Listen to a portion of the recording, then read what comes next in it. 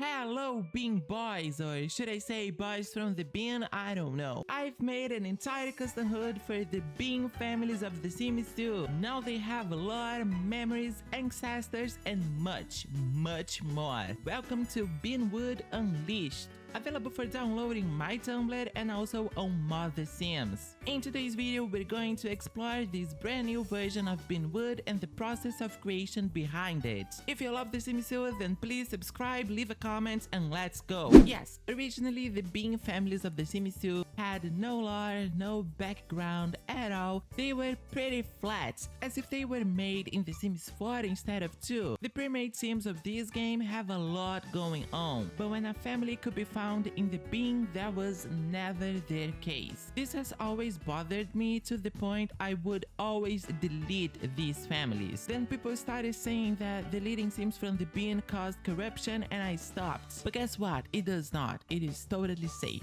Either way, I felt like these families deserved more, and that's how the original Binwood was born. The original Binwood was an open hood. Maybe you're not familiar with the concept, but that's like an entire hood made of apartment lots. But instead of the classic apartments, you get full houses. So this was me trying to mimic an open environment for The Sims 2. I still think this concept is a lot of fun, but it's not for every player. Plus, huge apartment lots do get pretty laggy. So yes, some of you are like, maybe you should unopen Binwood, I guess we can put it this way, meaning instead of apartment lots, each and every single family would get residential ones. And that's what I did because I love you. In Binwood Unleashed, the families do no longer need to worry about paying rent. They own their own houses now, which is awesome. The OG Binwood is still available for download, of course, so you get to choose which version fits your game the best. When I came up with the idea of Binwood Unleashed, I had this thought that it would be very cool if I brought back not only Bean families from The Sims 2, but also from The Sims 1, 3, and 4. Like, I love Mimiland Grab from The Sims 4 gallery. But let's face it, this hood is heavy as it is, so this idea got cancelled, but I still wanted a new family in the hood, and that's how I brought back the roomies from The Sims 1. But in this version, they are a couple. Most players back then saw them as a couple anyway. And in Binwood, they're not joined, they're married, which obviously is way better. Oh, and about the roomies, you notice their last name is no longer roomies. They have two last names instead of just one. Melissa's parents were two gay men, and I thought it would be cute if they had each other's last names instead of just one. And the same was done for Chris and Melissa, so Pembroke is from Chris and Van Dorn from Mel.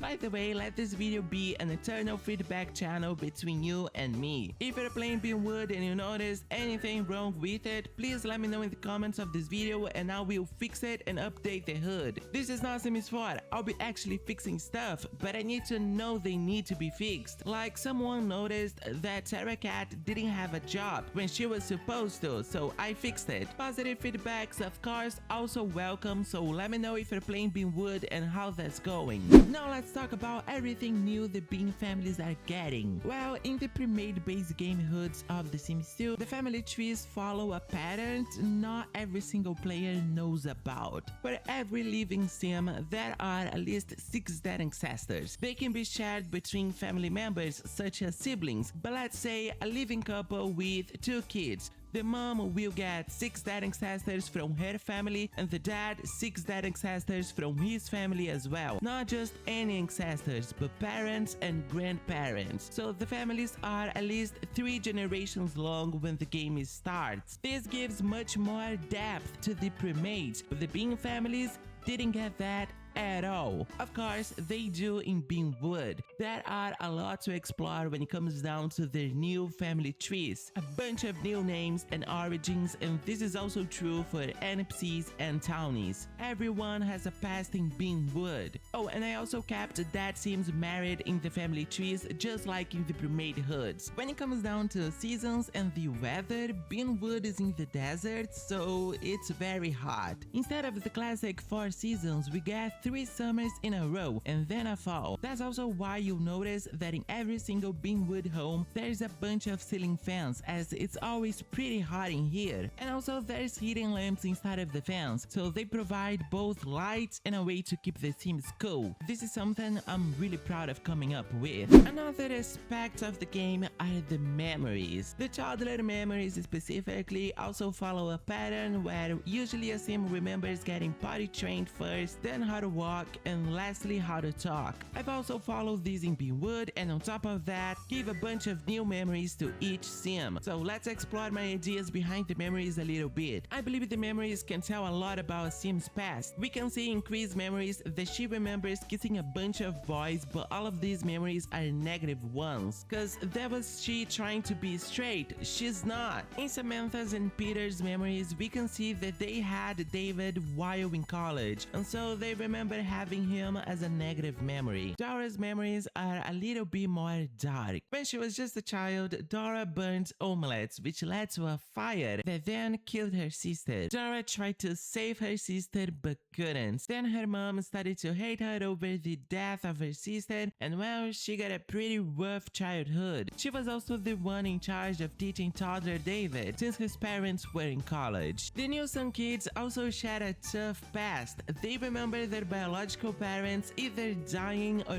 running away, and a social worker teaching them their toddler skills. Julian Cook has memories of learning how to cook new stuff throughout his life, and also winning a fight against his nemesis, the Best Cuisine, which got him demoted and then pretty much ran away with his original hood to Binwood. You also notice a bunch of Sims have their first woohoo when teenagers instead of adults. That's because I feel like this is more realistic. Not everybody marries their childhood crush and waits until marriage to do stuff. So then Matthew Picasso, he lost his mom in the war. That's why she looks like that. Then his father remarried, but not to any woman, to his mom's sister, which by the way was a terrible stepmother. Faith and Herbert Goody both remember losing a child to the social worker, but actually this memory is representing Faith losing a baby still in the womb, which you can also see in this family picture. The King couple has a pretty unique storyline. They remember going steady right after they got a job in the acting industry, and this was a negative memory for both. They even became enemies right after. The lore here is that they were forced to date each other as a publicity stunt, but then when Robert caught Cynthia with another man, they fell in love. They also got a good reputation memory, which represents they getting famous, so the stunt worked. Then of course their TV show got cancelled, and that's their being fired memory and getting a new job in the business career. The Ramaswamy couple got engaged when teenagers, even before their first kiss. This was an arranged marriage situation that had a happy ending. Tara Cat has no memories of her father, as he and her mom were never together and she never even met him. I even gave memories to Sarah and Danny Creature. Then we can also spot another pattern in the pre-made families, the family pictures. Each pre-made family had 5 family pics that would let us know a little bit more about them. I've also followed that in Binwood. Here we can see the arranged marriage of Priya and Sanjay. In this picture, you're seeing Chris' mom courting her with Lucy Smith, a townie she dated before Melissa. The pictures relate to both memories and descriptions. So, for example, you know by the family bio that Chris and Melissa met in a job they both hated, and this picture shows that. The guys in the back are gossiping about how Chris was looking at Mel their entire shift. The pics in the Nilsson family are of Gloria adopting each kid. In the end, they're all playing together, but she's already gone. By the way, still in the Nilsson house, you see a bedroom locked by a staircase. This was Gloria's bedroom, but the teens decided to lock it because they're still grieving her loss. Yes,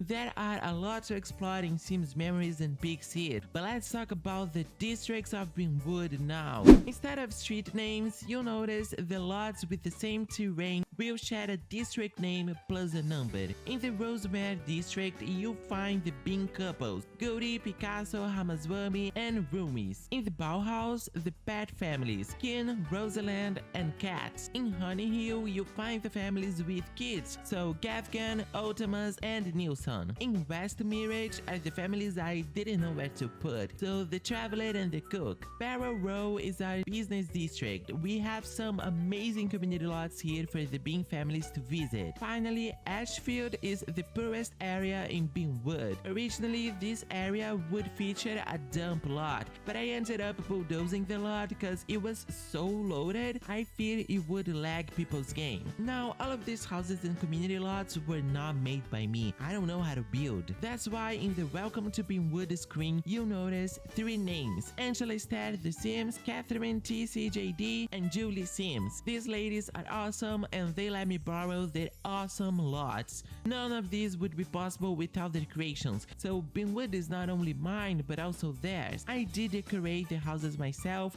The designs are not by me except for one very boxy house, the Ultimas, but I'm still proud of it. Anyway, I love these ladies. They deserve so much recognition, and I'll be linking their stuff in the description box. When unopening Binwood Unleashed, I had this idea of separating the houses that were once in the same lot, creating new lots from the original apartment ones. Oh, and of course, every NPC and townie of Binwood was customized. They have a bunch of ethnicities and there's even a trans gardener. Now, if you're dealing with pink soup, then you should 100% download this amazing and brand new fix memory address cap remover. This will most likely ban the color pink from your game. Nah, I'm just kidding, but it does fix pink soup for most players. This is awesome. Pink soup is also the reason why I deleted most decorations from the Hood's map. I was trying to avoid it. Well, Bean Boys, that's it for Binwood Unleashed. I hope you guys enjoy the Hood as much as I do, and if you're playing this brand new version of Binwood, then let me know. Thank you so much for watching, and I'll see you in the next Hood.